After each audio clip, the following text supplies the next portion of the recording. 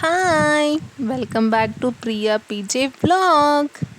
இன்றைக்கி நிறைய பேருக்கு இஷ்டமான பூரி எப்படி செய்யுதுன்னு பார்க்கலாம்.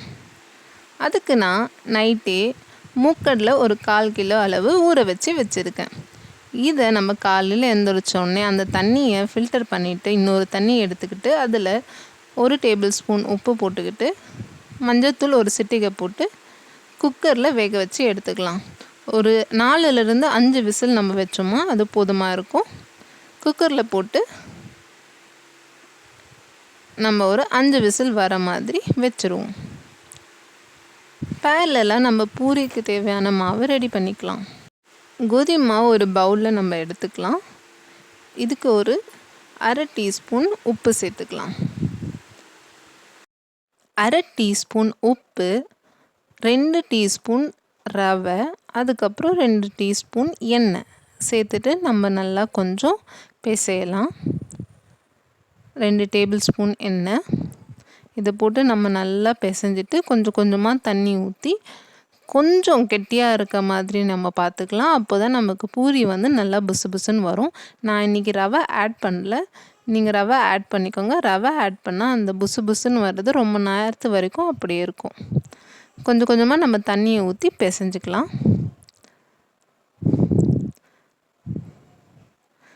நல்லா பிசைய தான் மாவு நல்லா சாஃப்ட் ஆகும். ஸோ நம்ம நல்லா பிசைஞ்சு நல்லா அழுத்தி அந்த ஒரு இழுத்தோன்னா ஒரு நல்ல ரப்பர் மாதிரி வரணும். அப்போ தான் நமக்கு நல்ல மாவு வந்திருக்குன்னு அர்த்தம். இந்த மாதிரி நம்ம நல்லா பிசைஞ்சிட்டு ஃபைனலாக 1 டேபிள் ஸ்பூன் எண்ணெய் போட்டு மேலே நல்லா சுற்றி போட்டு அதை மூடி வச்சிடலாம். இப்போ நமக்கு 5 விசில் வந்துடுச்சு.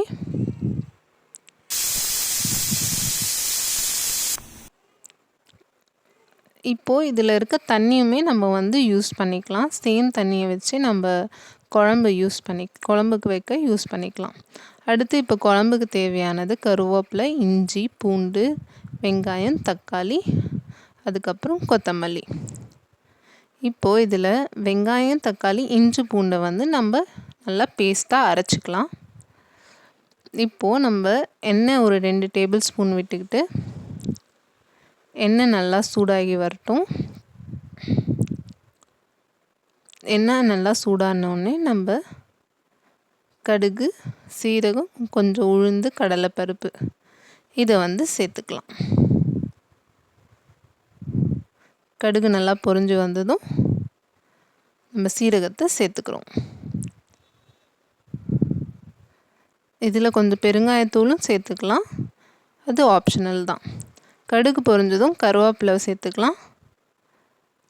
கருவேப்பிலை போட்டு நம்ம அரைச்சி வச்சுருக்க விழுது வெங்காயம், தக்காளி, இஞ்சி, பூண்டு அரைச்சி வச்சுருக்கோம் இல்லையா, அதை இதில் சேர்த்துக்கலாம்.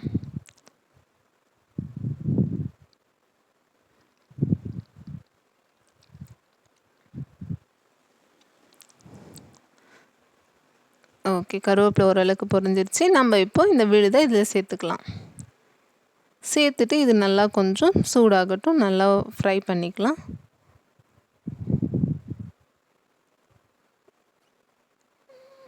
இதில் மஞ்சள் தூள் 1/4 டேபிள் ஸ்பூன், மிளகாத்தூள் ஒரு டேபிள் ஸ்பூன்,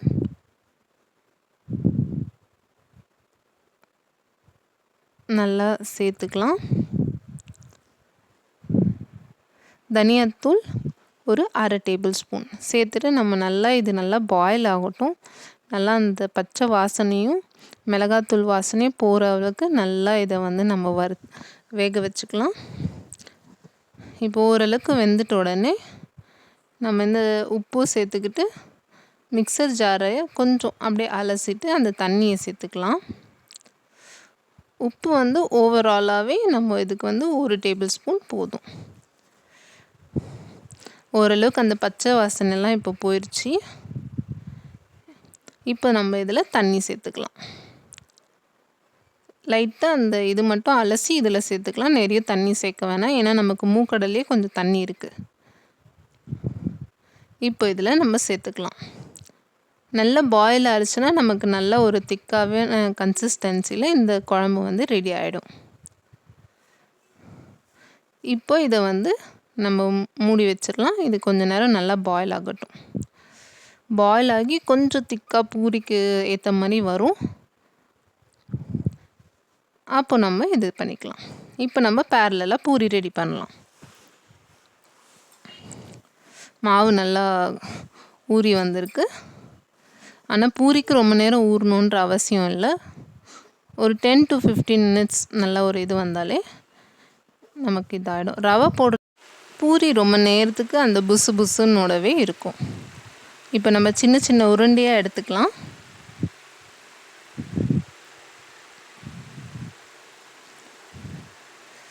எண்ணெய் வந்து பூரிக்கு நல்லா காஞ்சிருக்கணும்.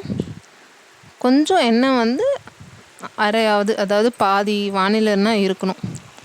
அது வந்து அந்த கீழே இருக்க பேஸை டச் பண்ணக்கூடாது. அந்த அளவுக்கு நம்ம எண்ணெயை வச்சுக்கணும். எண்ணெய் கொஞ்சம் அதிகமாக இருக்கணும். எண்ணெய் நல்லா காஞ்சிருந்ததுன்னா நமக்கு பூரி நல்லா புசு புசுன்னு வரும். இப்போ இது எல்லாத்தையும் நம்ம பூரி சைஸ்க்கு குட்டி குட்டியாக உருட்டி எடுத்துக்கலாம். நம்ம கொஞ்சம் மாவு கெட்டியாக பிசைஞ்சோன்னா நமக்கு ஈஸியாக இருக்கும் உருட்டுறதுக்கு. பூரியும் நல்லா வரும்.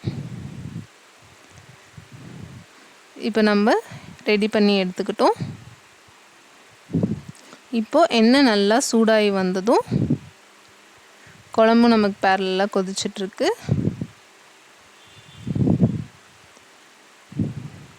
எண்ணெய் நல்லா சூடாயிருச்சு. இப்போ இந்த ஸ்டேஜில் நம்ம பூரி போட்டு எடுத்துக்கலாம். நம்ம எண்ணெயில் போட்டோடனே லைட்டாக கொஞ்சம் அதை அப்படியே அழுத்தி அழுத்தி நம்ம மேலே இது பண்ணோன்னா நல்லா உப்பசமாக வரும். உப்பி வரும். பாருங்கள், நல்லா உப்பி வந்திருக்கு. நான் இன்றைக்கி ரவை சேர்த்துக்கல. ரவை சேர்த்துக்கிட்டோன்னா அது வந்து ரொம்ப லாங் டைமுக்கும் இதே மாதிரி ஸ்ட்ரக்சரில் இருக்கும்.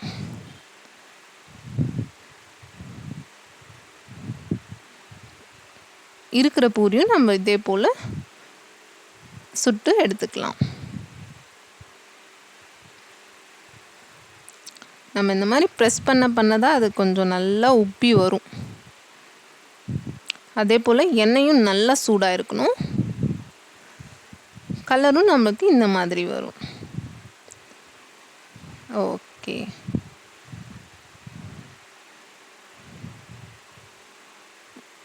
நமக்கு இப்போது புசு புசு பூரி ரெடி ஆயிடுச்சு. நான் எல்லா பூரியும் இதே மாதிரி சுட்டு எடுத்துக்கிட்டேன். பார்க்கும்போதே நல்லா பசங்க எல்லாம் பார்த்தாங்கன்னா இந்த மாதிரி பூரினா விரும்பி சாப்பிடுவாங்க. நமக்கும் குழம்பும் நல்லா கொதிச்சு வந்துருச்சு. கொத்தமல்லி இலையை தூவி இறக்கிக்கலாம். சுவையான பூரி வித் முக்கடலை குருமா ரெடி. மறக்காமல் நம்ம சேனலை சப்ஸ்கிரைப் பண்ணுங்கள். தேங்க்யூ.